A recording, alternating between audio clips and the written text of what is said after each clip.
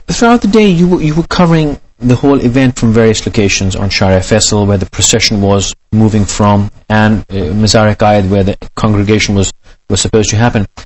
What was the sentiment? How were people? I mean, of course, there was jubilation, there was excitement, but generally speaking, did you feel the same fervor that one would have expected for Pakistan People's Party, or it was? No, look, I was a reporter. It was not. I was not going to participate in, of course, any fervor or anything of the sort. But generally, the feeling.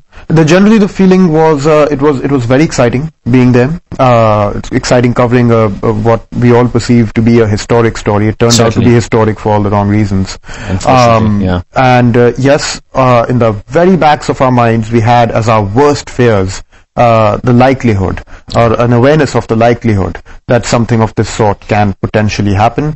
But, Faisal, I must tell you, none of us going into this, now I was with a team of 9 people in 2 vehicles, none of us had any such thing front and center in our minds. And neither did anybody else that we saw on the streets around us. I can comfortably say that.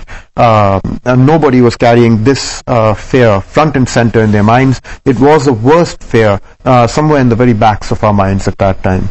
But for us, there was excitement at being able to participate in a historic story and to provide it coverage. And it has been a long, long time since Karachi see this sort of excitement.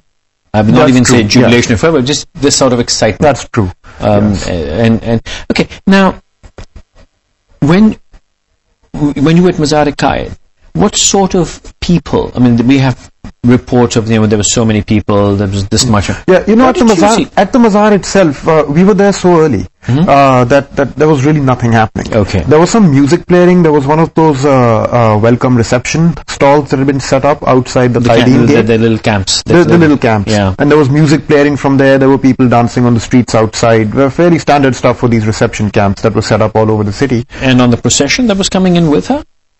Yes, there were reception camps set up. On the procession, actually, what sort of people, number of people was there? What's your estimate? I'm trying to avoid giving numbers. I'll give you an order of magnitude. Okay, by the time we arrived at the final location where we anchored ourselves and activated our live satellite uplink system, at that point in time, I was giving the order of magnitude in the thousands. I think the number is in the thousands. And mind you, this is only the people that were in my line of sight. We're talking about people from or an area stretching from, let's say, Nata Khan Bridge, that leads to the airport, towards, let's say, Fazaiya College or thereabouts. Which is about how long a stretch? I would say maybe 3 kilometers. Okay. I might be off a little bit, but about that much.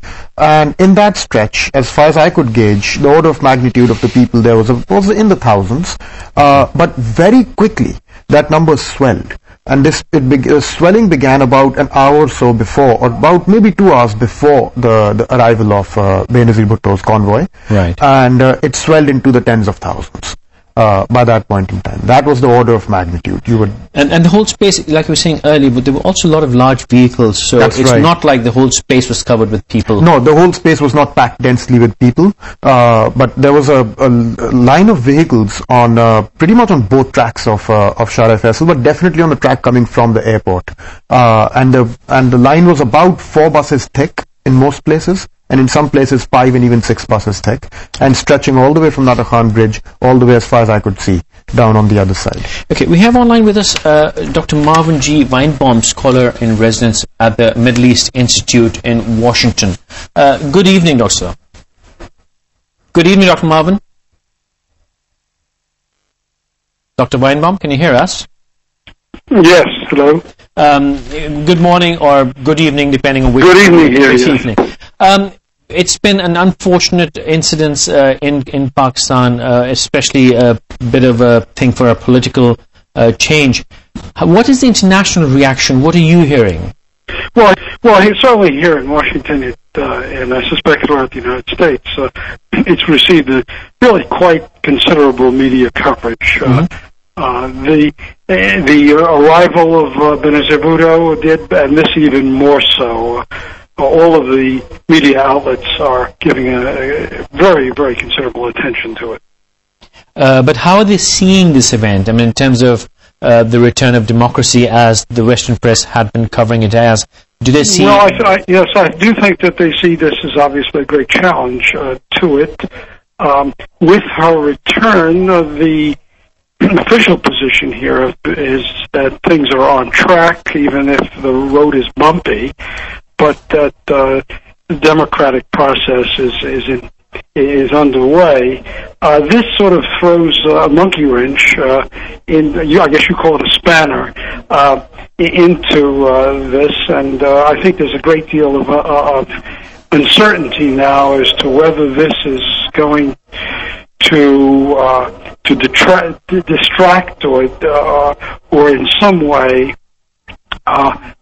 move especially the military conceivably toward taking extraordinary action, especially if violence continues. Okay, but why do you think they see this as a spanner in the works, considering this could just be taken as an isolated effort, which, we had a crowd situation, we had Ms. Benazir Bhutto in the crowd, and it could just be a weak effort, and why would you think it would be a spanner in the works of the democratic process? It's so high profile, and of course this does mean that Benazir Bhutto will have a great deal of difficulty in campaigning from this point on, and it follows, as you well know, so many other attacks on the security forces. It does show that they have the capacity to do what they say they're going to do, and one would suspect that this would, I hope I'm wrong, this would not be the end of the road for them, that they can outsource from the frontier, if indeed they are the perpetrators of this, they can outsource their actions, their terrorist actions, anywhere in Pakistan. Okay, Marvin, you just said that this could, if violence continues, this could prompt the forces to take stern action. Do you think the international opinion be in favor of such an action? If Lord forbid that happens? Certainly so. I believe that